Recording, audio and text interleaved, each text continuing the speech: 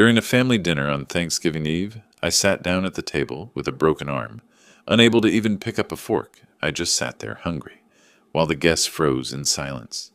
My daughter calmly said, "My husband taught him a lesson," he proudly shouted. "The old man thought he was the boss here, so I proved him wrong." I just smiled. But 10 minutes later, the doorbell rang, and he panicked. A father's revenge always comes unexpectedly, and justice does not forgive traitors. Before we continue, please subscribe to the channel and write in the comments what time it is where you are now. The doorbell cut through my concentration like a blade. I'd been sorting through old Coast Guard investigation files, lost in the methodical work of organizing 2 decades of maritime incident reports. The afternoon light slanted through my study window, dust motes swimming in the beam. I wasn't expecting anyone. Lula stood on my porch, arms spread wide for an embrace that felt rehearsed. "Dad! Surprise!" Ralph lingered behind her, eyes fixed on his phone screen. He glanced up briefly when I stepped back to let them inside. "Hope we're not interrupting, Mr. Gray." The formality always grated. We'd known each other 7 years now. "Lula, Ralph, come in." My living room still carried the maritime photographs I'd collected over 30 years. Lighthouses, cargo vessels, the USS Constitution. My leather chair sat angled toward the window where I could watch the street. They settled onto the couch while I remained standing, waiting for the explanation I knew was coming. "We have something for you." Lula pulled a cream-colored envelope from her oversized purse, sliding it across my coffee table. The brochures inside gleamed with tropical blues and whites. Caribbean Pearl, 7-day cruise, 3 passengers, a cruise. I picked up the materials, studying them with the same attention I'd once given suspicious cargo manifests.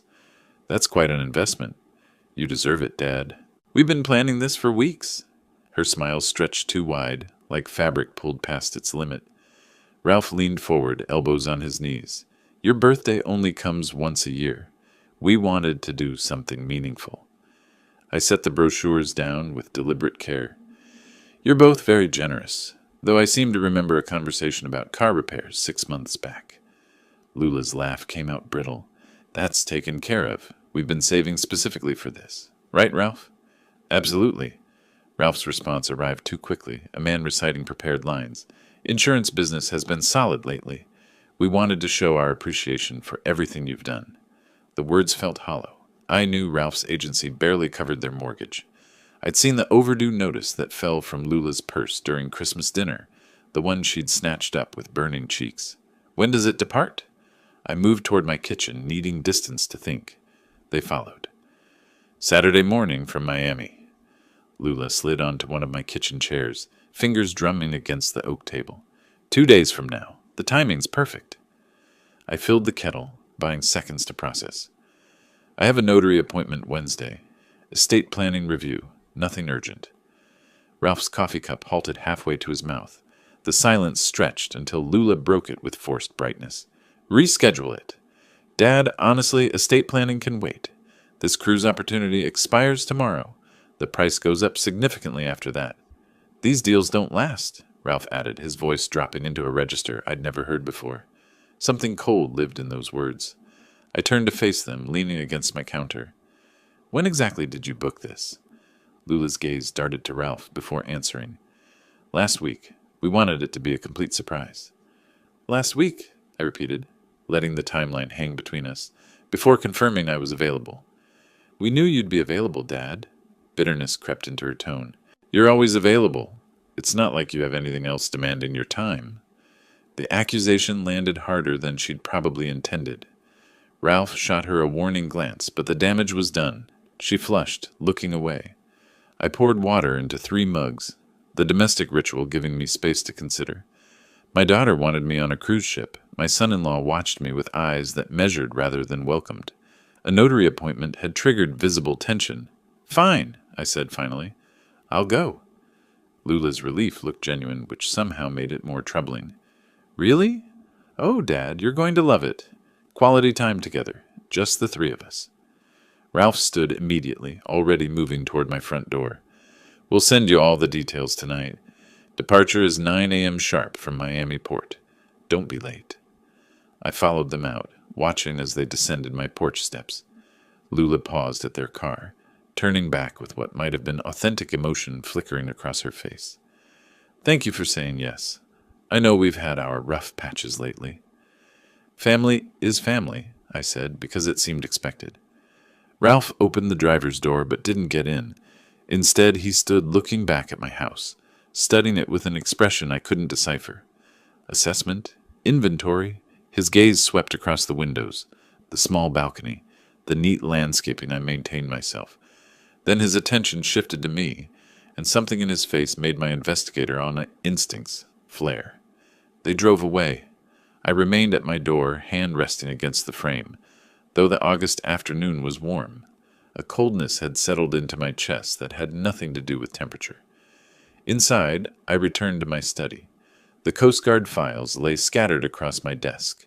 Incident reports, witness statements, evidence photographs. 3 decades of investigating maritime accidents had taught me to recognize patterns, to trust when details didn't align properly. I pulled a small notebook from my drawer, the kind I'd carried during active investigations. My hand moved automatically, documenting what I'd observed. The expensive envelope, Ralph's 4 glances at his watch, Lula's trembling fingers, their reaction to the notary mention, the planned cabin locations I'd glimpsed on the passenger list. The evening light faded while I worked. When I finally moved to pack, I selected clothes methodically. Casual shirts, comfortable pants, nothing that would draw attention. The notebook went into my bag's side pocket, a habit from decades of fieldwork. I sat on my bed, staring at the packed luggage. My hand moved to the notebook again, pulling it out. I wrote one final observation before sleep. They need me on that ship specifically. The question is why. The highway stretched ahead, pre-dawn darkness giving way to gray.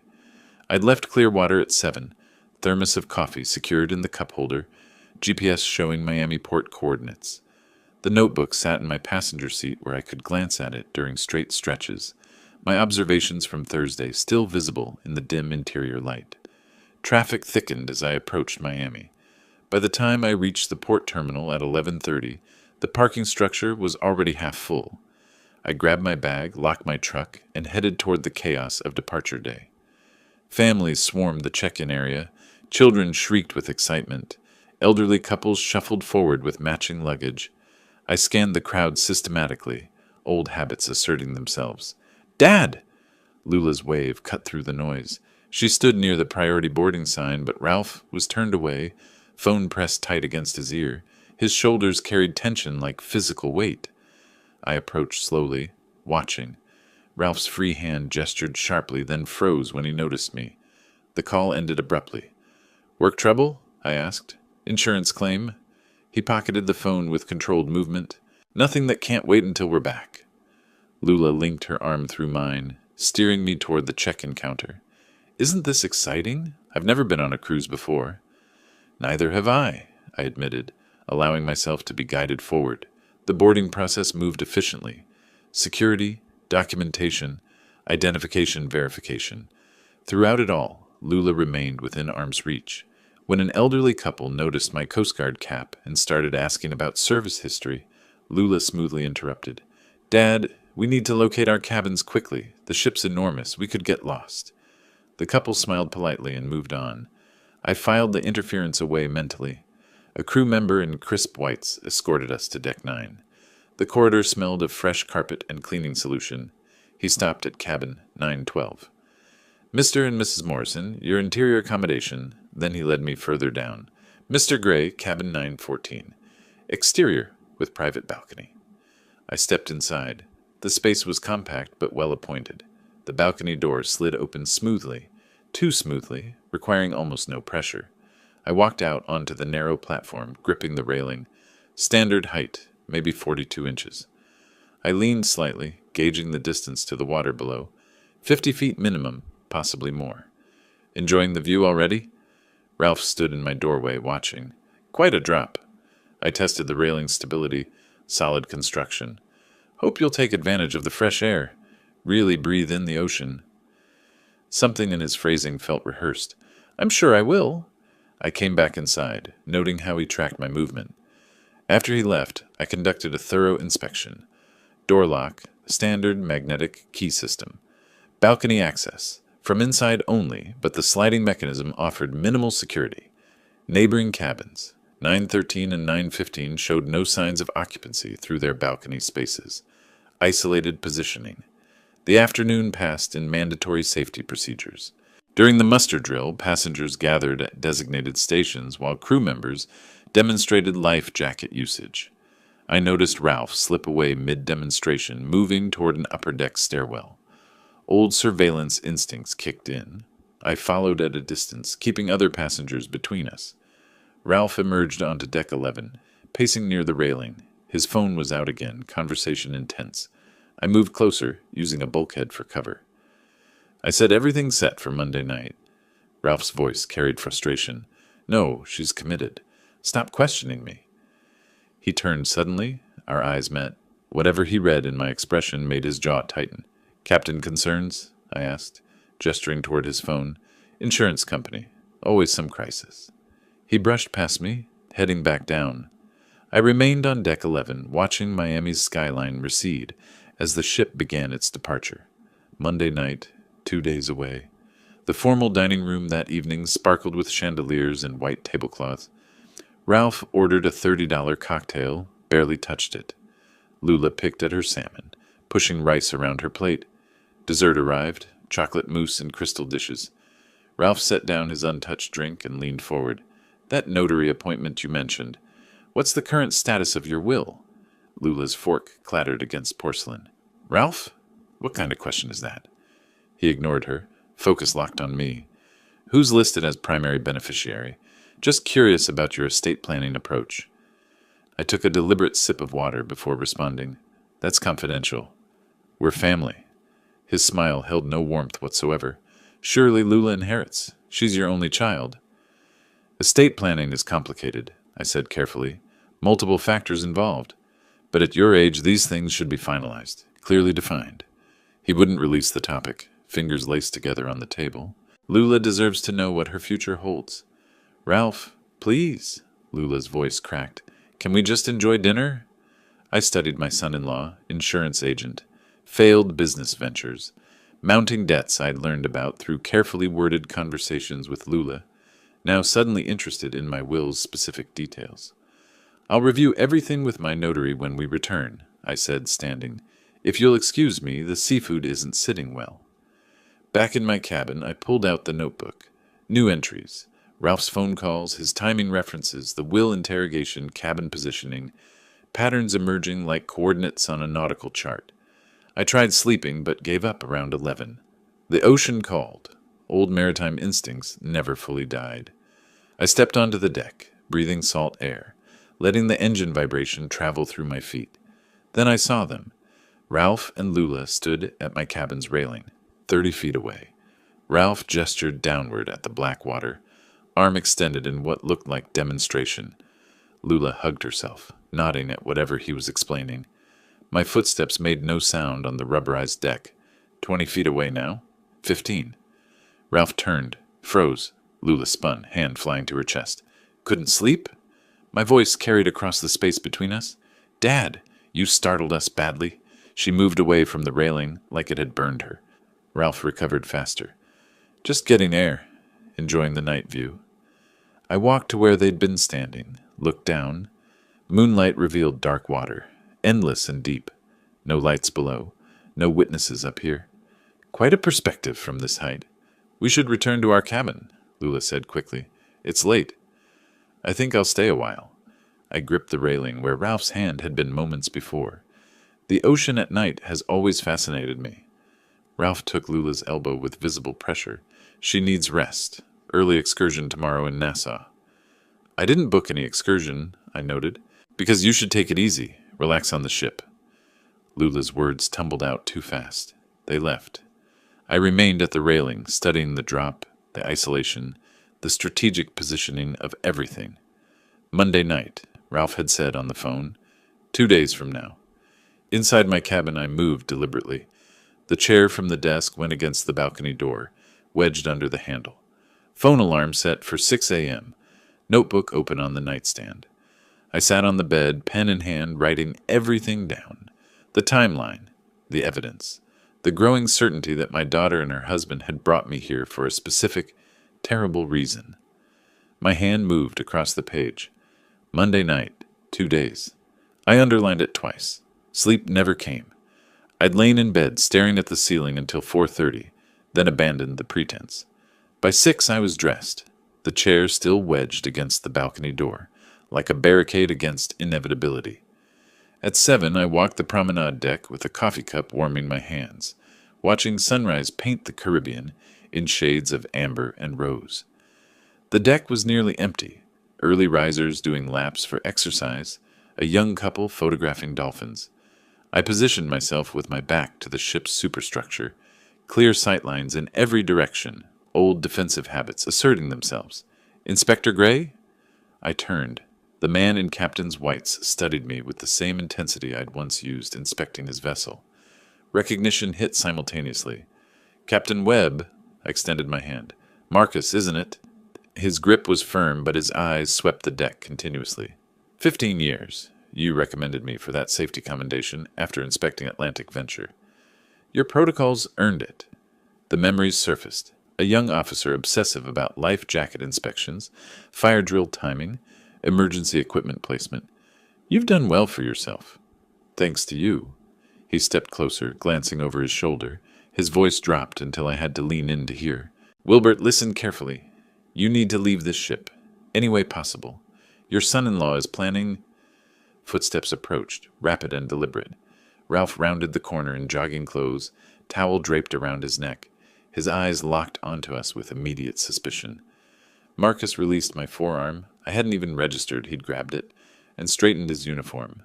Enjoy your breakfast, Mr. Gray. The formality was forced, his departure too abrupt to appear natural. Morning exercise, Wilbert? Ralph stopped beside me, breathing elevated but watching Marcus's retreating back. Just enjoying the sunrise. Friendly with the captain? The casual question carried weight I couldn't miss. We met professionally, years ago. He mentioned welcoming passengers. Part of his duties, I assume. Ralph wiped his face with the towel, studying me over the fabric. What was he saying to you? That the buffet opens at 7:30. I kept my voice level. Would you like to join me? His jaw tightened. He didn't believe me, but couldn't push without revealing his own suspicions. Lula's still sleeping. I'll see you at lunch. He jogged away, but not before looking back twice. I spent the afternoon near the pool pretending to read a paperback I'd found in the ship's library. The pages might as well have been blank. My mind catalogued movements, logged faces, tracked patterns. Ralph appeared around 3 with Lula, settling at a nearby table. An elderly gentleman in a Panama hat occupied the chair closest to them. Ralph ordered drinks. Then his voice rose slightly. Calculated projection. Terrible story I heard about last year's cruise season. Passenger went overboard at night. The elderly man looked up from his newspaper. How dreadful. Was he drinking? They think so. Ralph leaned back, too comfortable with the topic. Leaned over the railing to look at stars. One wrong move and you're in the water. At night, in the dark, the ship moves fast. You're left behind in minutes. They search, obviously, but... He trailed off with meaningful silence. My fingers tightened on the book's spine. This was rehearsal. Ralph was establishing the narrative for witnesses, planting the seed of how an old man might accidentally fall overboard. Lula sat rigid beside him, contributing nothing. Her hands clutched her phone like a lifeline. Reminds you to be careful, the elderly man said, returning to his paper. Absolutely. Ralph caught my eye across the deck, held it for 3 seconds, then looked away. I returned to my cabin before dinner, appetite gone. The chair remained wedged against the balcony door. I sat on the bed, opened my notebook, added today's observations, Marcus's warning, interrupted, Ralph's poolside performance, the timeline tightening. Hours passed. I tried eating crackers from the minibar, managed 2 before nausea stopped me. Not fear. I'd faced danger before. This was different. This was family. At 11:17, soft knocking. Through the peephole, Marcus alone, face pale in the corridor lighting. I opened the door. He slipped inside before I'd fully cleared the entrance, checking the hallway before closing it. I'm risking my command being here. His hands trembled as he spoke. But I can't let this happen. Sit down, start from the beginning. He remained standing, pacing the narrow space between bed and desk. Saturday night, early Sunday morning, actually, around 2, I was on the bridge checking navigation equipment, standard duty during overnight watch. He ran both hands through his hair. I heard voices below, on the deck directly beneath the bridge. Unusual for that hour. Go on. I recognized them. Your daughter and her husband. Marcus's voice cracked. They didn't know I was there. I moved to where I could hear without being seen. My hands remained steady on my knees. My voice was not. What did they say? Your son-in-law was discussing timing. He said tomorrow night, tonight, Sunday, wouldn't work. Too many variables. Monday would be better. Marcus met my eyes. The formal dinner. He said, we make sure he drinks plenty at dinner. Wine, after dinner drinks. Then we suggest going on deck for fresh air. Stars are beautiful tonight. Perfect photo opportunity. Those were his exact words. The cabin felt smaller, colder. Then he said, Marcus swallowed hard. He said, I push him when she distracts him. Quick, clean. We scream, raise alarm, but it's too late. Ocean's too big at night. And my daughter? I had to ask, though I already knew. Marcus's expression held genuine pain. She asked, what if someone saw? He laughed, actually laughed, and told her nobody would be on deck during dinner. And even if someone noticed, you'd be the grieving family. He was drunk, celebrating his birthday, got careless. Tragic accident. I stood, moved to the small window overlooking Blackwater. What else? She asked how long until the insurance pays out. The words landed like physical blows. That's when I knew she wasn't just going along with it. She's actively participating. The evidence I'd been collecting crystallized into undeniable pattern. The sudden cruise gift, the separate cabin with balcony access, Ralph's questions about my will, tonight's poolside story establishing the accidental narrative. All of it deliberate, all of it planned. Why tell me? I turned to face him. You could lose everything.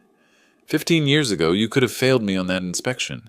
One bad report would have ended my career before it started. Marcus's voice steadied. But you were fair. You saw I was trying to do things right, and you gave me that chance. You earned it? Maybe. But now it's my turn. He gripped the desk edge. I can't let a man die when I have the power to stop it. And if I do nothing and you die tomorrow night, I'm complicit. That's criminal negligence at minimum.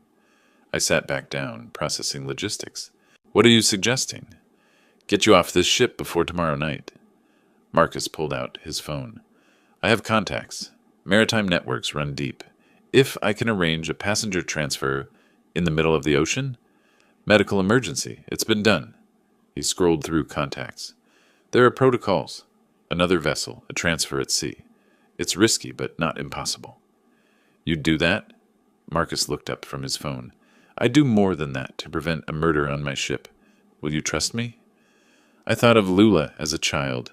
Gap-toothed smile, scraped knees, absolute faith that her father could fix anything. I thought of Ralph's cold calculation. I thought of tomorrow night. Dark water, a scream that would come too late. Yes, I said. I'll trust you. Give me 30 minutes. Marcus moved toward the door. Stay in your cabin. Don't open it for anyone but me. His hand rested on the handle. He turned back, jaw set with determination. I'll find a way, Wilbert. I promise. The door closed behind him. I was alone again, staring at the chair barricading the balcony door. I checked my watch. 11:48. Tomorrow night was the planned murder. I had less than 24 hours. I opened my notebook to a fresh page and wrote, Monday night formal dinner, approximately 24 hours. Then I sat on the bed and waited. 28 minutes. I counted them in the silence, unable to sit, unable to think beyond the ticking seconds. I paced the cabin's narrow length, 6 steps wall to wall, examining the family photograph I'd brought.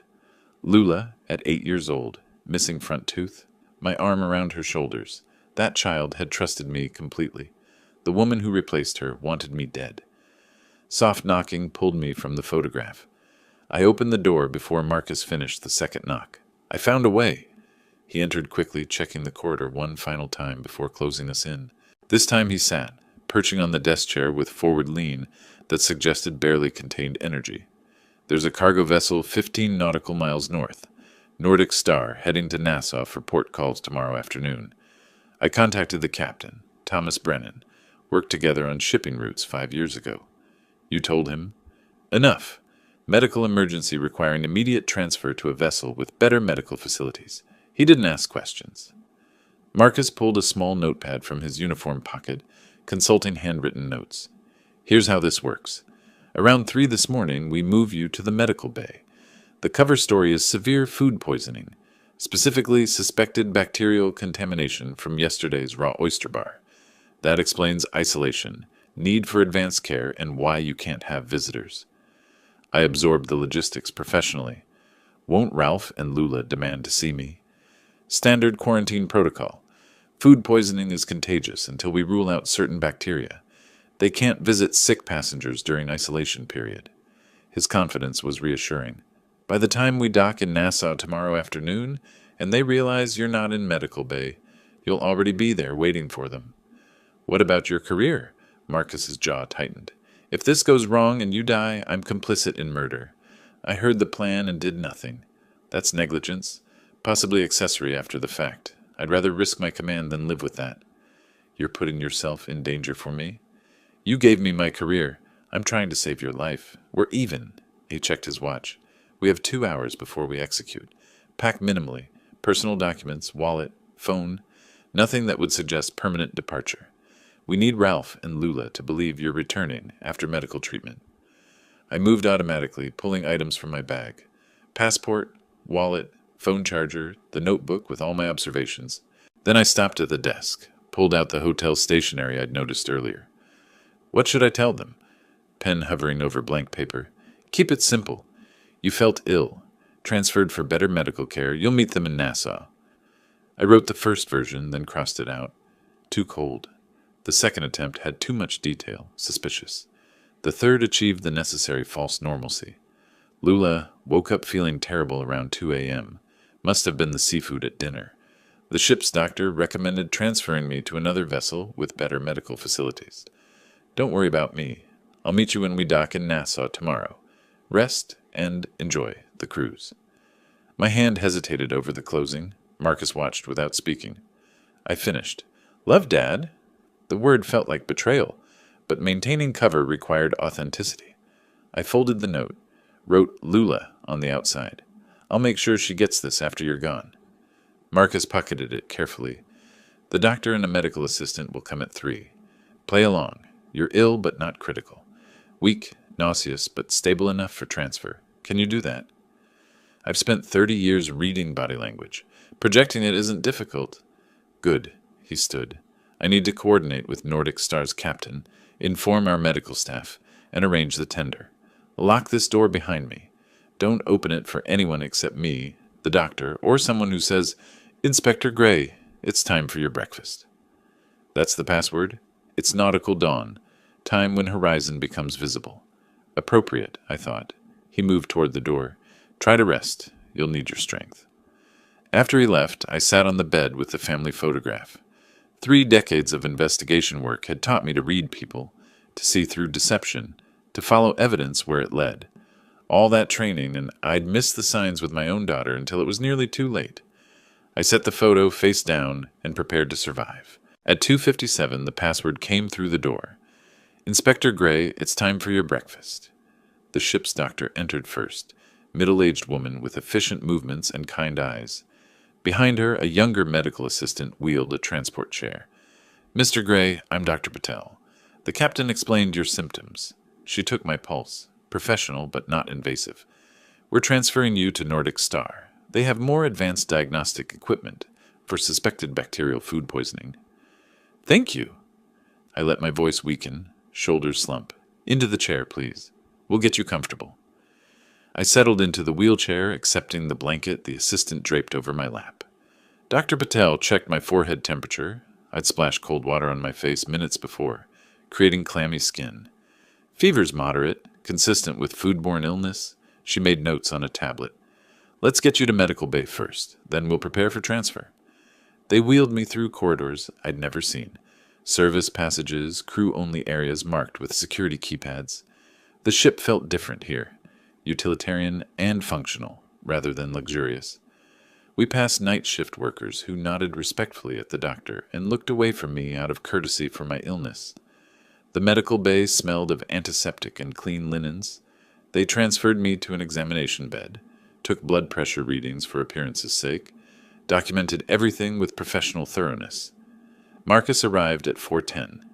Nordic Star is in position. C state is favorable for transfer. Dr. Patel, is the patient stable? Stable enough. She checked her notes. I've contacted their medical officer. They're prepared to receive him. Then let's proceed. The journey to the lower deck tender platform felt surreal, moving through the ship's belly while passengers slept above, unaware. The medical assistant helped me back into the wheelchair. We took a service elevator down, then emerged onto an open platform where the sea breeze hit me with salt spray and diesel fumes. The tender boat waited, small crew in orange safety vests. In the distance, Nordic Star's lights created a constellation against the dark water. Carefully now. They helped me from wheelchair to tender, maintaining the pretense of illness even here where only crew could see. Dr. Patel handed paperwork to the tender operator, medical transfer documents, making everything official. Marcus gripped my shoulder briefly. Nordic Star's captain will take good care of you. Stay in Nassau until this ship docks tomorrow. Then decide your next move. I will. Thank you, Marcus. Send word when you're safe. He stepped back. The tender's engine growled to life. We pulled away from Caribbean Pearl, all that luxury and elegance now housing my daughter who planned my murder. The tender crossed the gap between vessels efficiently, riding swells with practiced ease. Nordic Star grew larger, industrial and weather-beaten, nothing like the cruise ship's polish. Their crew waited at the transfer platform, helping me aboard with rough kindness. The tender departed immediately, returning to Caribbean Pearl before dawn could expose the operation.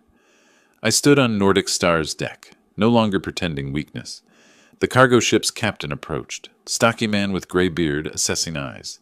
Thomas Brennan, Marcus explained enough. He didn't offer his hand. Medical emergency, you said, but you don't move like a sick man now that you're aboard my ship. The illness was strategic, I assumed. Maritime Network shares stories. Marcus Webb doesn't lie, so whatever reason you had for that emergency transfer, I trust it was necessary. He gestured toward the bridge. We dock in Nassau at 1400 hours. You're welcome to stay in one of our spare cabins until then. Coffee's terrible, but it's hot. I appreciate the discretion. I appreciate honest men. Marcus is one. I'm assuming you are too. He turned toward the companionway. Get some rest, Mr. Gray. Nassau's still 8 hours away. I didn't rest. I stood at Nordic Star's railing, watching Caribbean Pearl's lights recede into darkness, becoming indistinguishable from stars reflected on water. Dawn lightened the eastern horizon gradually, painting the sky in layers, deep purple, then navy, then pale blue touching gold. The industrial engine vibration traveled through my feet, familiar from decades of Coast Guard inspections. This ship smelled of diesel and honest labor, nothing like Caribbean Pearl's manufactured luxury. I pulled out my notebook, opened to a fresh page. My hand moved with deliberate precision. Evidence needed: insurance policy documentation, financial motive records, witness testimony, Marcus Webb, physical evidence, cabin positioning, planned timeline. Below that, I wrote one word and underlined it twice. Nassau. Nordic Star's horn sounded deep, resonant, purposeful. We were making good time. I'd be in Nassau before Caribbean Pearl docked that afternoon. I'd be waiting when they arrived, expecting to find me either dead or missing. They'd find neither. They'd find something far worse. I closed the notebook, the word Nassau underlined twice, staring back at me. Dawn had fully broken now, painting the water in copper and gold.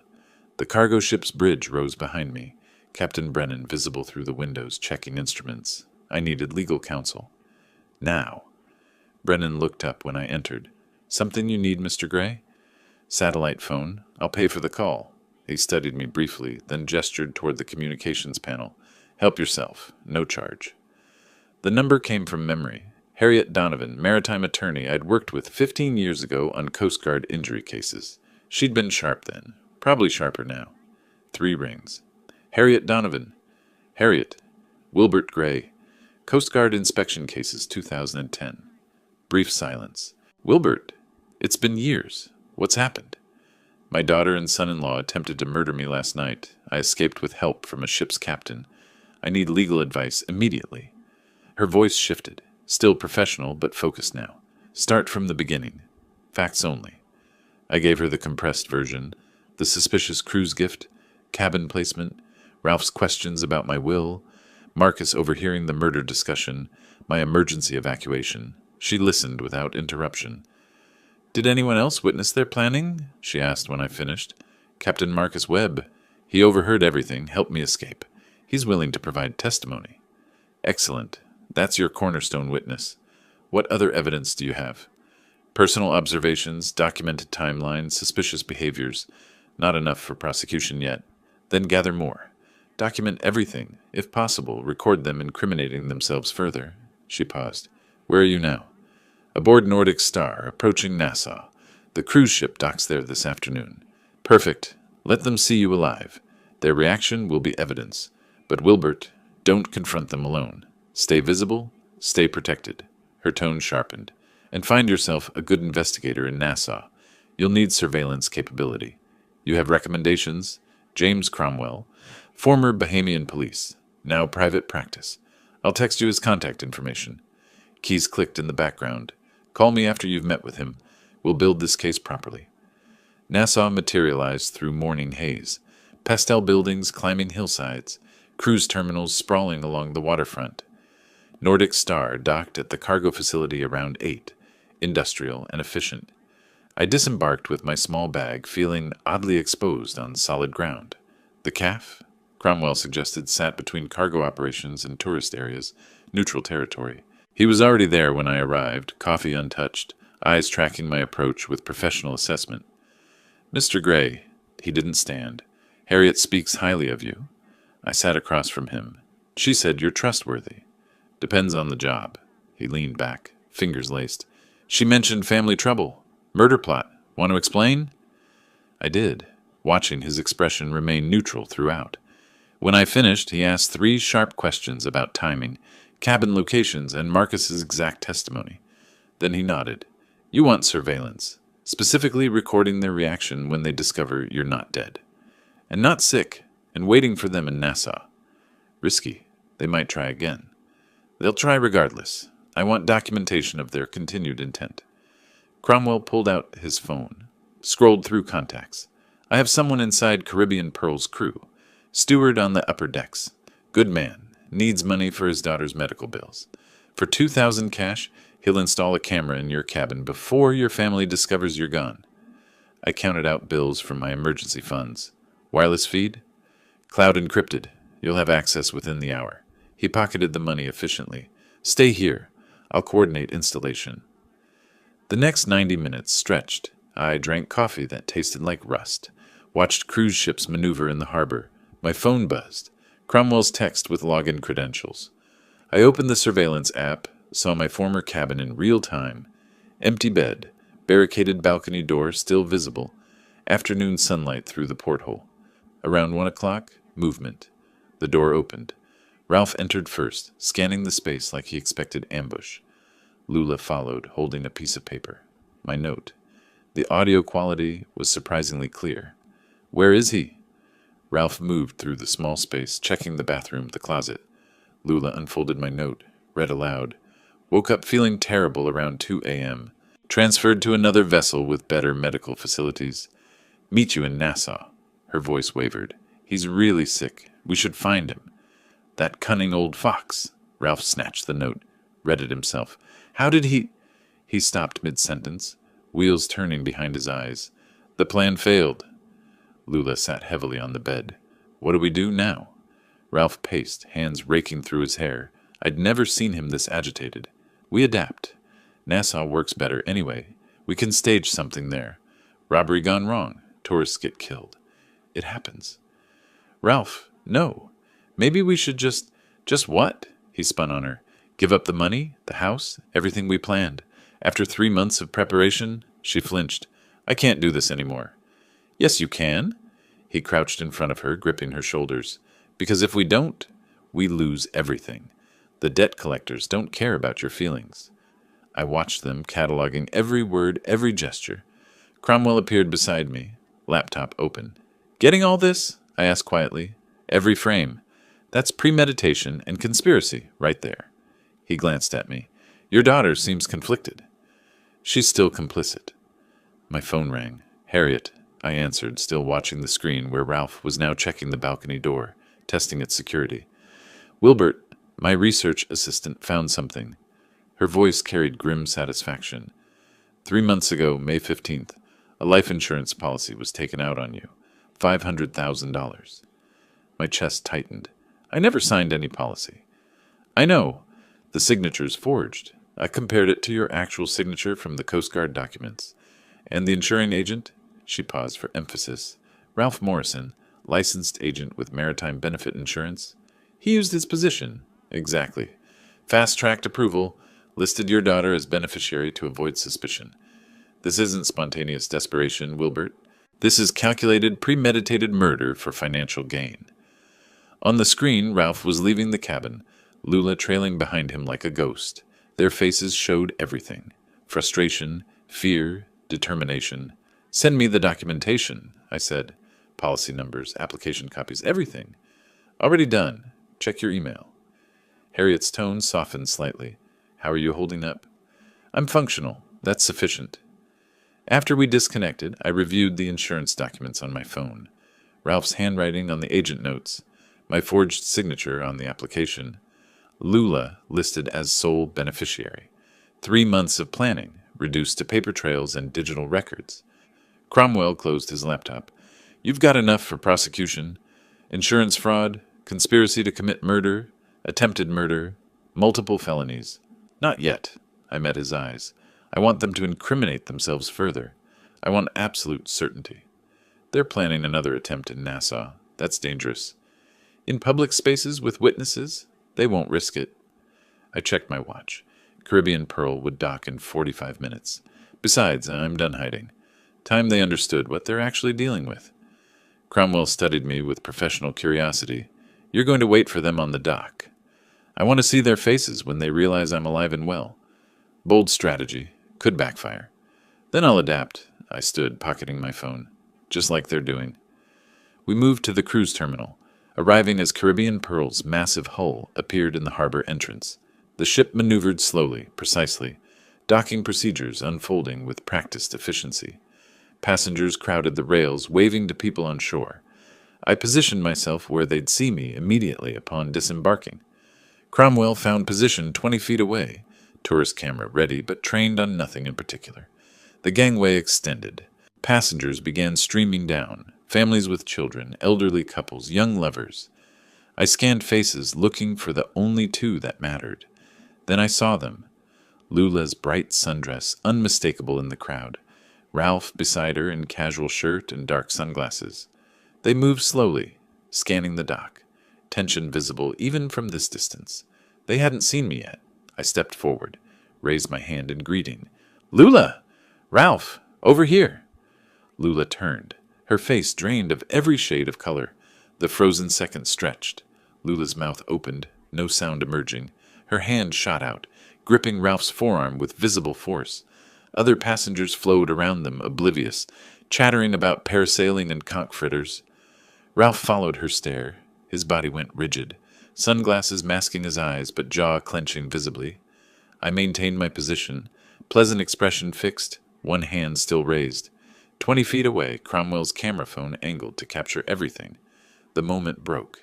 Lula moved first, legs carrying her forward through some automatic response to seeing her father.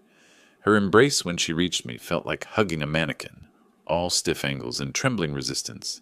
"Dad!" Her voice cracked. "We thought... The note said you were sick. Recovered beautifully." I held her at arm's length, studying her face. The doctor on Nordic Star was excellent. Former emergency room physician, treated me like his own father. Ralph approached more slowly, hand extended rather than embracing. "You recovered remarkably fast." I shook his hand firmly, held his gaze through the sunglasses. "Modern medicine works wonders. Aren't you glad to see me?" "Of course." The words came out mechanical. "We were concerned." "No need for concern now. I'm perfectly healthy." I released his hand, gestured toward Nassau's streets beyond the terminal. Shall we get lunch? I've been exploring while waiting for you. Found an excellent seafood place. They had no choice. Too many witnesses, too public, too bright with Caribbean sunshine and tourist cameras. We walked together through customs, through the terminal, into Nassau's humid embrace. You could have called, Ralph said as we navigated pedestrian traffic. Wanted to surprise you. Besides, phone service on cargo ships is terrible. All those metal walls. I pointed toward a restaurant overlooking the harbor. There. The grouper is exceptional. Throughout lunch, I maintained cheerful conversation, asking about their last 2 days aboard ship, sharing my cargo vessel experience, discussing Nassau's history with tour guide enthusiasm. Ralph barely touched his food. Lula pushed rice around her plate, taking tiny bites that she struggled to swallow. As coffee arrived, I dropped my announcement. I purchased 3 tickets for Caribbean Pearl's return voyage to Miami. Departs Friday morning. Ralph's cup paused halfway to his lips. That's not necessary. We can fly back. Nonsense. We came by ship, we return by ship. I smiled at Lula. Family vacation isn't complete until we're all back home together, right? She swallowed hard. Right. Of course, Dad. Wonderful. That's settled. I signaled for the check. We have 3 days to enjoy Nassau properly. Cable Beach this afternoon. Over the next 72 hours, I orchestrated every moment. Tuesday morning, we toured the straw market, where I insisted on buying matching sun hats and photographing us wearing them. Tuesday afternoon at Cable Beach, I positioned us for endless selfies. Lula and Ralph standing close, me between them, all of us squinting into sunlight with smiles that didn't reach anyone's eyes. Ralph attempted several times to create isolation. Early morning boat charter tomorrow. Just the 3 of us? Too tired, I deflected easily. That food poisoning really took it out of me. I prefer staying near medical facilities, just in case. Late night beach walk? These old knees don't do well on sand and darkness. Let's stick to the group tours during daylight. Wednesday, we explored colonial architecture, Fort Fincastle, Queen's Staircase, Government House. I photographed them at every location, directing their positions like a wedding photographer. Stand closer. Smile like you're having fun. This is for the memory books. Their smiles became increasingly brittle. Lula developed a nervous habit of picking at her nails until they bled. She wore sunglasses constantly, hiding the dark circles forming under her eyes. Ralph's patience frayed visibly, snapping at restaurant staff, cutting off Lula mid-sentence, checking his phone obsessively. I caught fragments of their whispered arguments when they thought I wasn't listening. Wednesday evening in an alley between shops. He knows something, Ralph hissed. He must. How could he? Lula's voice carried desperation. We were careful. That transfer, the timing, it's too convenient. Maybe he really was just sick. Don't be naive. Something's wrong. We need to figure out what. But I always appeared before they could strategize further, cheerfully suggesting our next activity, maintaining relentless proximity. Thursday night, our final evening before boarding, I insisted on dinner at a harbor restaurant with outdoor seating. Caribbean Pearl was visible in the distance, lit up against darkness like a floating city. As dessert arrived, I set down my water glass. I'd avoided alcohol entirely, much to Ralph's obvious frustration, and became momentarily serious. I want to thank you both. This trip has meant everything to me, despite the health scare. Family is what matters most. I raised my glass. To family. Ralph and Lula lifted their glasses reluctantly. The toast felt like accusation wrapped in sincerity. After dinner, walking back to our hotel, I positioned myself between them, physically separating them, controlling our formation. Ralph tried to lag behind, creating distance, but I matched his pace. Beautiful night, isn't it? Perfect temperature. Perfect, he echoed flatly. Friday morning, we boarded Caribbean Pearl for the return voyage. I'd arranged different accommodations, 3 interior cabins along a central corridor, surrounded by other passengers. No exterior balconies, no isolated access points. When Ralph questioned this, I explained with practiced innocence. After that food poisoning experience, I wanted to be closer to other people. Felt safer being surrounded by activity rather than isolated. His eyes narrowed behind sunglasses. Safer from what? From being alone if I got sick again, obviously. I smiled. Why? What did you think I meant? He didn't answer, just turned away to examine his cabin. I watched him test the door lock, check the hallway sightlines, calculate angles. His professional assessment was visible, measuring opportunities, finding none. The ship departed Nassau at noon, horn sounding our exit. I positioned myself at the interior observation deck, not the exterior rails, never the rails, watching the island recede into blue distance.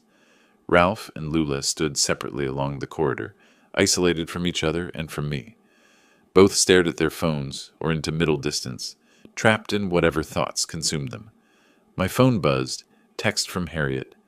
Evidence package complete. Insurance fraud documentation, forged signatures, witness statements from Captain Webb, surveillance recordings from Nassau. Ready to proceed when you are. I pocketed the phone, turned away from the windows toward the ship's interior. 3 days at sea ahead, then Miami. Then real consequences would begin. Walking past Ralph toward the dining room, his voice stopped me, low, barely audible.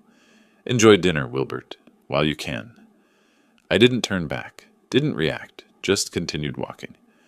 My hand slipped into my pocket where my phone held every recorded threat, every piece of evidence, every mistake they'd made. 3 days at sea, then they'd understand exactly what they'd tried to destroy. The parking area outside Miami's cruise terminal was organized chaos. Families reuniting, luggage carts clattering, goodbyes echoing across asphalt.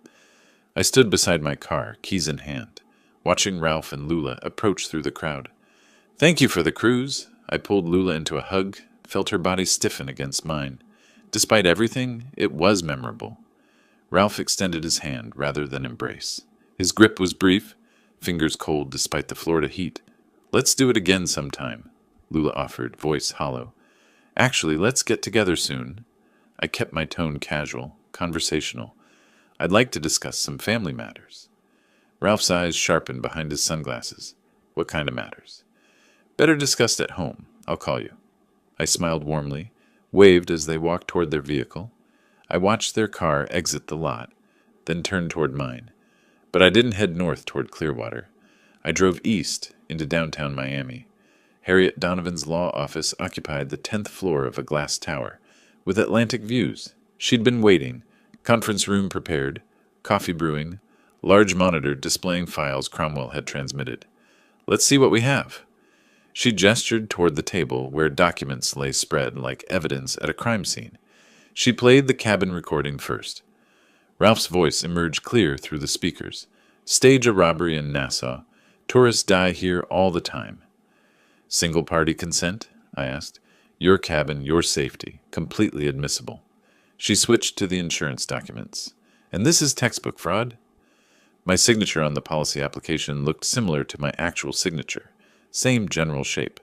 But the pressure points were wrong, the rhythm off. Ralph had practiced, but not enough. Compare it to your Coast Guard retirement papers. Harriet placed them side by side.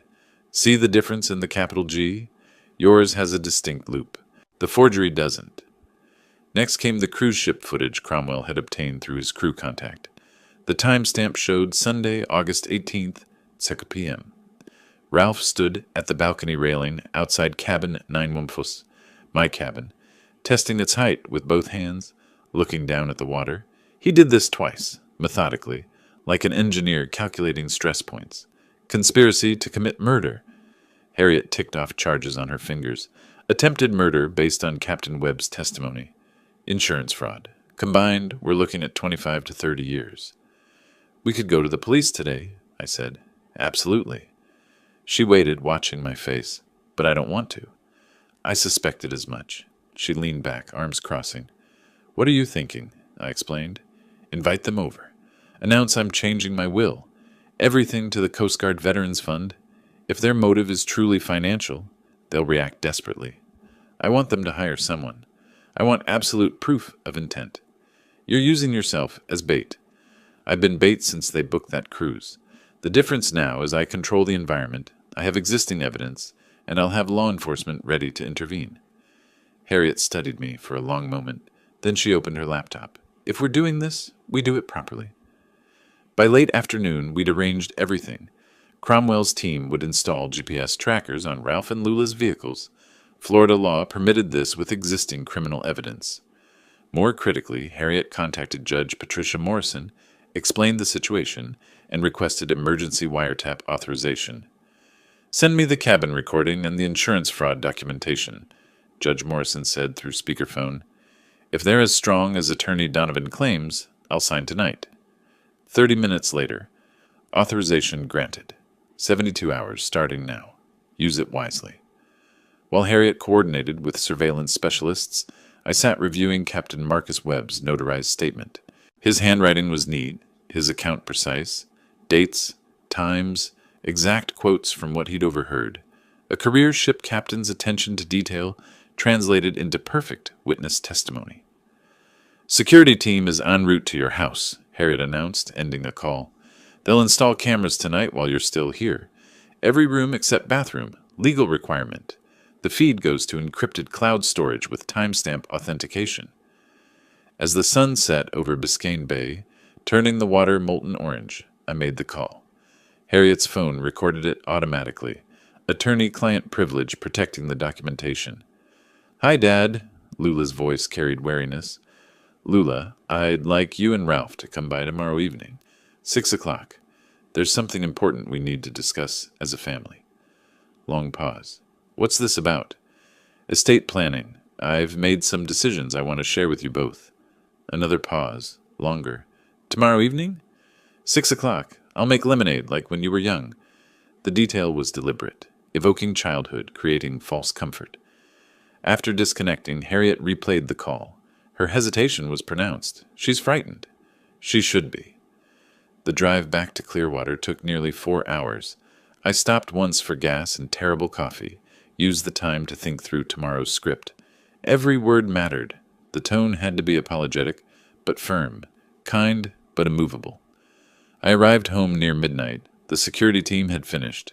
The house looked unchanged, but tiny cameras now occupied corners, disguised as smoke detector components, thermostat sensors, electrical outlet adapters. I walked through each room, noting their positions. In my living room, I visualized tomorrow's meeting. Ralph and Lula would sit on the sofa, positioning I'd arrange naturally. I'd take my leather chair across from them, maintaining distance, controlling sightlines. The main camera would capture both their faces clearly. At my kitchen table, I opened the notebook I'd carried since the cruise began. The pages documented everything: dates, observations, evidence collected. I wrote one final entry. August 24th. Phase 3 begins. The trap is set. I stood, moved back to the living room where tomorrow's confrontation would unfold.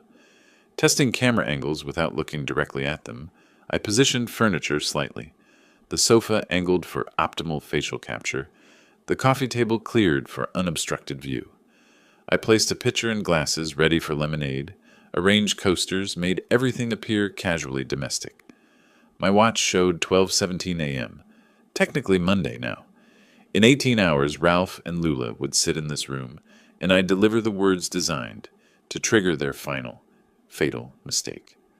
I turned off the lights, leaving the cameras recording in darkness, their tiny indicator lights blinking like distant red stars.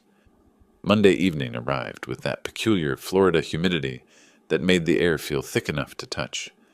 I adjusted the lemonade pitcher one final time, checked that the glasses sat naturally on the coffee table, glanced at my watch. 5:45. Through the window, I saw their car turn into my driveway. Early. That meant anxiety, eagerness, or both. I opened the door before they could knock. "Come in. I just made fresh lemonade." Lula attempted a hug. I accepted it, felt her trembling slightly. Ralph nodded, no handshake offered, hands staying in his pockets. They settled onto the sofa, exactly where I'd anticipated. I poured lemonade, handed them glasses, took my chair across from them. The leather creaked familiarly beneath me. "You said this was important." Ralph skipped any pretense of small talk. "About estate planning?" "Yes." I set my glass down with deliberate care. "The cruise gave me time to think about legacy, about what really matters. I've made a decision I wanted to share with you both." They waited, bodies tense. "I'm changing my will. My entire estate, the house, savings, investments, everything will go to the Coast Guard Veterans Fund." I kept my voice gentle, apologetic even. They do important work helping retired service members. I want my legacy to serve that purpose. The silence stretched like a drawn wire about to snap. What? Lula's voice barely qualified as sound. Ralph's face darkened, a flush creeping up from his collar. You're cutting us out? Completely? You're both young, capable people. You'll build your own lives without depending on inheritance. I maintained eye contact with Ralph. I think it's the right decision. Dad, Lula leaned forward, hands clasped together pleadingly. We were counting on... You can't just... Ralph's hand shot out, gripping her wrist. Hard. Lula. The warning was clear. I watched the interaction with apparent concern, knowing the camera captured everything. I understand this is disappointing, I continued. But my estate, my choice. I'm meeting with my notary Thursday morning, August 29th, to finalize the paperwork. I wanted to tell you first, as a courtesy to family. Thursday, Ralph's voice was flat. Not a question, a calculation. 3 days from now, yes. I offered a slight smile. I hope in time you'll understand. Ralph stood abruptly, movement sharp enough that his glass nearly toppled. We're leaving! But Dad! Lula started. Now! Ralph pulled her up by the arm, grip leaving white marks on her skin. I followed them to the door, maintaining my sympathetic expression. I know this isn't what you wanted to hear. Ralph turned at the threshold. His face was a mask barely containing fury. Oh, we hear you clearly, Wilbert. The use of my first name, not Mr. Gray, felt deliberate. Very clearly. They walked to their car. I watched from the window as they sat motionless for several seconds before Ralph started the engine. My phone buzzed. Cromwell's text. Car audio active. Recording clear. Sending feed now. I moved to my computer, opened the encrypted link Cromwell provided. The audio quality was remarkable. Ralph's voice exploded through the speakers. $800,000. Just gone. To some, the profanity was creative. His fists slammed against the steering wheel repeatedly, the car rocking with the violence. Maybe we can talk to him, Lula sobbed. Explain our situation. Talk? You think talking matters now? Ralph's voice shook with rage. He's doing this deliberately. He knows we need that money. He knows. But how can we... We won't let this happen. Ralph started the car, reversed too quickly, tires screeching as he accelerated away. I sat back, watching the surveillance feed. Cromwell's vehicle followed at discreet distance, maintaining visual contact. The next 2 hours passed slowly. I made dinner, grilled chicken, rice, green beans, ate mechanically while monitoring my phone. Around 8 p.m., it lit up with an alert from the wiretap system. Ralph's phone, active call. I opened the live transcript feed, watching text appear in real time as the conversation unfolded. Ralph, I need a job done. Fast. Before Thursday. Unknown. Male. What kind of job? Ralph. Elderly man. Lives alone. Needs to look like a home invasion. Break-in gone wrong. Unknown. Male. That's not cheap work. Ralph. 20,000. Unknown. Male. 25. Ralph. 15. Half now, half after completion. Unknown male. Make it 18 total. 9 and 9. Ralph. Fine. 18. The transcript continued. Ralph provided my address. 234 Coral Drive, Clearwater. The timeline. Before Thursday noon. Must look like robbery. The contact identified himself as Vinny. No last name offered. My hands remained steady as I read, but something cold settled in my chest. This was my daughter's husband, my son-in-law of 7 years, arranging my murder like ordering plumbing repairs. My phone rang. Harriet. Tell me you're seeing this, she said without preamble. I'm watching the transcript now. Clear solicitation of murder. Premeditated. Conspiracy. We have everything, Wilbert. Her voice carried both satisfaction and concern. Time to bring in law enforcement. This has gone far enough. Agreed. I pulled up my contacts, found the number she'd provided days ago. Detective Reyes? Speaking. The voice was professional, slightly wary. He didn't recognize the number. My name is Wilbert Gray. I have evidence of conspiracy to commit murder, insurance fraud, and solicitation of murder for hire. I need to meet with you immediately. Mr. Gray, I get a lot of calls claiming evidence of various... I have a court-authorized wiretap recording from tonight, I interrupted. I have audio of my son-in-law hiring someone to kill me before Thursday. I have surveillance footage of him planning my murder on a cruise ship. I have a forged insurance policy for $500,000, and I have an attorney coordinating everything. Silence. Then, what's your attorney's name? Harriet Donovan, Maritime Law, based in Miami. I know Attorney Donovan. She's legitimate. His tone shifted. Tomorrow morning, 8 a.m., Pinellas County Sheriff's Office, Largo. Bring everything. After hanging up, I sat in my living room's dim light. The camera indicator lights blinked steadily. Small red stars scattered across my ceiling. I pulled out my phone, queued up the wiretap recording Harriet had sent as an audio file. Ralph's voice emerged from the speaker. Elderly man. Needs to look like a home invasion gone wrong. I played it twice, then set the phone down. On my mantel, an old photograph caught the lamplight. Lula at 8 years old, missing her front teeth, my arm around her shoulders at the beach. That child had loved me without reservation. I turned away from the photograph. Rising, I moved to my study, began preparing documents for tomorrow. I printed the insurance policy with its forged signature, burned Captain Marcus Webb's testimony to a USB drive alongside the cabin recording, the cruise ship surveillance footage, tonight's wiretap transcript. I created a physical binder, organized, indexed, tab-separated by evidence type. Decades as a federal inspector had taught me. Comprehensive documentation, clear chain of custody, prosecutable case construction. 3 decades of investigating maritime accidents, and the most important case I'd ever built was against my own family. I checked my watch. Nearly midnight. In 8 hours, I'd walk into the sheriff's office and hand them a completed investigation. Everything they needed to arrest Ralph Morrison and Lula Gray Morrison for conspiracy to commit murder, insurance fraud, and solicitation of murder for hire. I placed the evidence binder by the front door with my keys, returned to my living room, and sat in my leather chair one final time. The cameras recorded me there in the darkness, a 63-year-old man who'd survived his family's attempt to kill him, who'd built the case that would destroy them. Tomorrow, the trap would close completely. Tonight, I simply sat in the silence, surrounded by blinking red lights, waiting for morning. The evidence binder sat on the passenger seat beside me as I drove toward Largo, its weight somehow heavier than the physical pages inside. I'd slept perhaps 3 hours, functioning now on determination rather than rest. The Pinellas County Sheriff's Office appeared ahead, blocky, institutional, representing the shift from private investigation to public justice.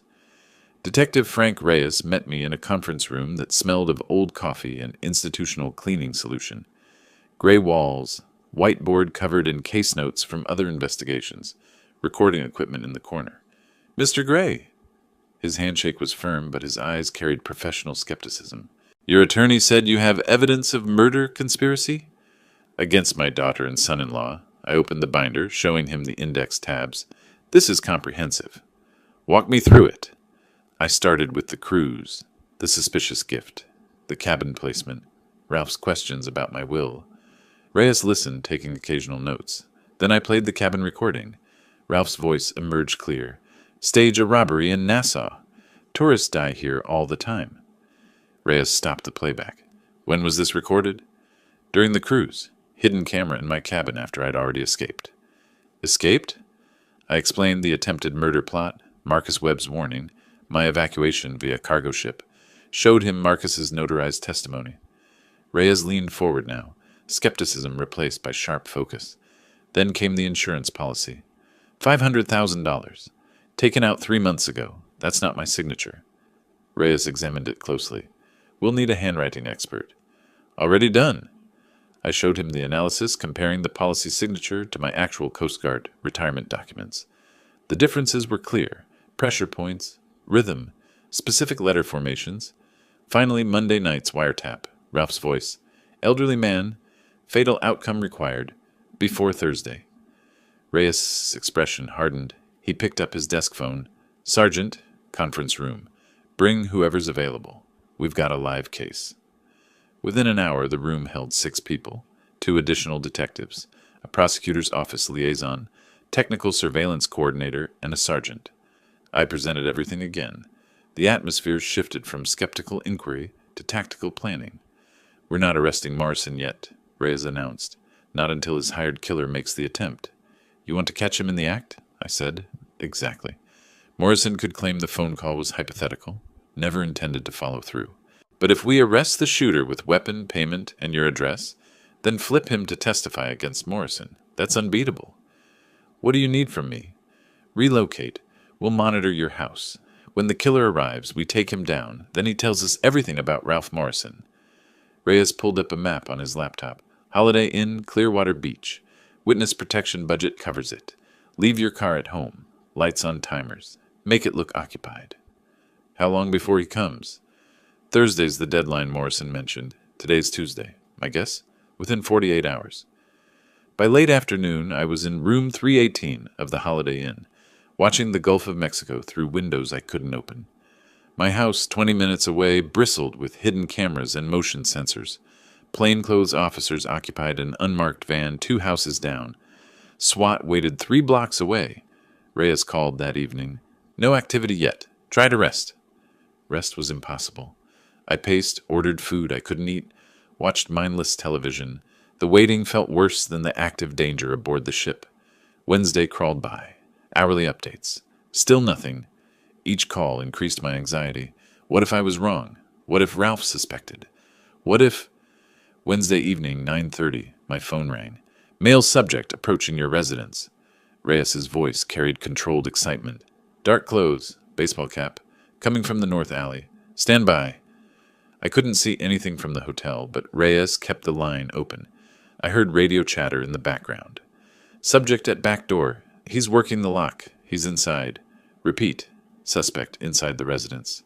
Give him 2 minutes, Reyes commanded someone. Let him commit fully. The wait was excruciating. 120 seconds that stretched like hours. Execute. Go, go, go. Through the phone I heard muffled shouting. Police! Show your hands. Then nothing. Silence. Then suspect in custody. Weapon secured. No shots fired. Reyes spoke directly to me. We got him.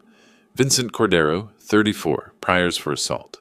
Had a loaded .38, cash in his pocket, and your address written on a piece of paper. Has he talked? Not yet, but he will. Thursday morning, I sat in an observation room at the sheriff's office, watching through one-way glass. Vincent Cordero, Vinny, according to the arrest report, sat handcuffed beside a public defender who looked fresh out of law school. Reyes entered with a folder, set it on the table. Mr. Cordero, let's discuss your situation. I want a deal, Vinny said immediately. His voice was flat, resigned. My lawyer says you have me on tape with Morrison. We do. And we have mall surveillance footage of you receiving payment, and we caught you inside the victim's home with a loaded weapon. Reyes opened the folder. You're facing conspiracy to commit murder, attempted murder, breaking and entering with intent. That's 25 years minimum. Vinny's lawyer whispered in his ear. He nodded. But if you cooperate fully, testify against Ralph Morrison, provide complete details, we can discuss reduced charges. Another whispered consultation, then, what do you want to know? Start with how you met Morrison. Casino. Paradise Shores about 6 months back. We were both losing, ended up talking at the bar. Vinny's recitation was mechanical, a man recounting facts to save himself. Last week he felt me out about specialized work. Monday night he called, said he had an urgent job. What job? Kill his father-in-law, make it look like home invasion. 15,000 total, half up front. Where did you meet for payment? Tyrone Square Mall? Tuesday afternoon, around 3. He gave me $7,500 cash in a white envelope. Reyes pulled out surveillance photos, clear images of Ralph and Vinny beside Ralph's car, envelope visible mid-transfer. Timestamp, 2:47 p.m. He was sweating like crazy, Vinny continued. Kept saying it had to be done before Thursday. Something about a notary appointment, inheritance, needing it done fast. Watching from the observation room, I felt the final piece click into place. Ralph's desperation captured on video, his own hired killer, documenting every detail. Perfect. Reyes emerged 15 minutes later. He'll testify. He'll plead to lesser charges, but he'll give us Ralph Morrison gift-wrapped. What happens now? Now we prepare arrest warrants. Reyes checked his watch. Thursday morning, 6 a.m. We'll hit their house early. Less chance of flight or resistance. He handed me an operational briefing sheet. You can follow in a separate vehicle, but you stay back until we secure the scene. Understood? I took the paper, folded it carefully, placed it in my pocket. I'd been waiting for this moment since Marcus Webb first warned me on that ship's deck under Caribbean stars. Get some rest, Reyes advised as we walked toward the exit. I don't think I could sleep if I tried. Outside, the August night pressed humid and heavy. In a few hours, my daughter would be arrested. In a few hours, justice would be served. I drove back to the hotel, but I didn't sleep. I sat by the window, watching darkness slowly fade to gray, waiting for morning. Dawn came too slowly and too fast. At 5:45 Thursday morning, I sat in my car 2 blocks from Ralph and Lula's house in a quiet St. Petersburg neighborhood. The arrest briefing sheet lay on the passenger seat. I hadn't slept. Couldn't, after leaving the sheriff's office. Ahead, unmarked police vehicles positioned themselves around the target address. My phone vibrated. Text from Reyes. 5 minutes. Stay in vehicle until we signal all clear. At exactly 6 o'clock, Reyes's team moved. 4 officers approached, 2 front, 2 back. Reyes knocked firmly. Authority in the sound. Lights flipped on inside. Another knock. Harder. Police! Open the door! The lock clicked. Door opened. Lula appeared in a bathrobe, hair disheveled, eyes squinting against the porch light. She saw badges. Her face transformed, color draining completely, hand flying to her mouth. What? What's happening? Ralph's voice from inside. Lula? Who? He appeared behind her, bare-chested sweatpants, and froze. His eyes widened, then narrowed with calculation. Ralph Morrison. Lula Gray Morrison. You're both under arrest. Reyes's voice allowed no argument. Hands where I can see them. For what? Ralph managed. Conspiracy to commit murder. Attempted murder. Insurance fraud. Solicitation of murder for hire. Each charge struck like a hammer blow. Lula swayed. An officer steadied her. Ralph's face cycled through expressions too quickly to track. Shock, denial, fury, calculation. There's been a mistake. You have the right to remain silent.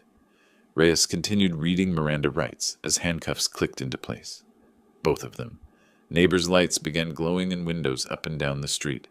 As officers escorted them toward separate patrol cars, Lula spotted me standing by my vehicle. Dad! Daddy, please! Her voice broke into ragged crying. Tell them this is wrong. It was Ralph. He forced me. I swear I never wanted any of this. I remained silent. I'd heard her voice on those recordings, heard her ask about insurance payout timing, heard her agree to the plan. Dad, please, I'm your daughter.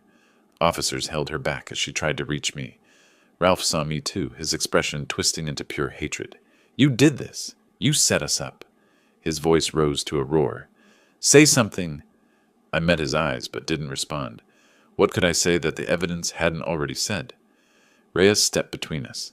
That's enough. In the car. They were placed in separate vehicles. Lula still crying, Ralph still shouting soundlessly through the window. Reyes approached me. That couldn't have been easy. No, but it was necessary. Want to observe the processing? I nodded. At the sheriff's office, Ralph and Lula were processed separately. Fingerprints, photographs, formal booking. In an interrogation room, Reyes presented the evidence to Ralph's hastily arrived attorney. The cabin recording, Ralph's voice discussing staging a robbery.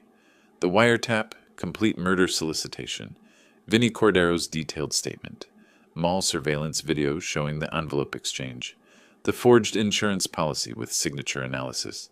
Captain Marcus Webb's testimony about the ship plot. Cruise surveillance footage showing Ralph examining the railing outside my cabin. Ralph's attorney went pale, whispered urgently. Ralph's rigid composure finally shattered. He slumped forward, head in handcuffed hands.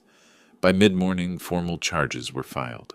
The prosecutor, Assistant State Attorney Margaret Chen, held a press conference detailing the attempted family murder, the cruise ship plot, the foiled contract killing. Media descended. Cameras. Questions I refused to answer. The bail hearing came that afternoon. Given the severity of charges and flight risk, Judge Torres set bail high. Ralph, $250,000. Lula, $150,000. Neither could post it. They were remanded to Pinellas County Jail pending trial. Their attorneys immediately began discussing plea deals. The evidence was insurmountable. 2 weeks later, I sat in Harriet Donovan's Miami office signing final documents. The insurance company had voided the fraudulent policy. Harriet had filed a civil suit for damages, likely uncollectible, but officially recorded. I signed the new will. Everything to the Coast Guard Veterans Fund, house, savings, investments, approximately $850,000 total. As promised, no inheritance for Lula. This leaves nothing to your daughter, Harriet said quietly. That's correct. Even if she cooperates, serves reduced time, she'll have nothing when released. She made her choice. I set down the pen. Now she lives with the consequences. You're certain? Completely. I drove back to Clearwater, returned to my house for the first time since the arrests. The surveillance equipment was gone, the cameras removed. The rooms felt emptier somehow, even though nothing physical had changed. I stood at my living room window, the same window where I'd watched Ralph and Lula leave after announcing the cruise, where hidden cameras had recorded Monday's confrontation, where I'd stood so many times over 30 years. The Gulf of Mexico stretched before me, unchanged. Same view, same afternoon sun glittering on water, same sound of waves against the shore. But everything else had transformed. My daughter was in jail awaiting trial. Her husband faced decades of imprisonment. The money I'd worked 30 years to accumulate would help veterans who'd served with honor instead of family who'd tried to murder me. On the mantel, that photograph of Lula at 8 years old still sat in its frame. Gap-toothed smile, my arm around her shoulders, a day at the beach before life became complicated. I picked it up, looked at it one final time, then set it face down. Some bridges once burned can't be rebuilt. Justice had been served. Cold, complete, necessary justice. Not the warm satisfaction of revenge, just the grim certainty that consequences had arrived where they belonged. I closed the blinds, turned away from the window, and continued living, which was more than Ralph and Lula had planned for me. If you liked this story, please like this video, subscribe to the channel, and share your impressions of this story in the comments. To listen to the next story, click on the box on the left. Thank you for watching.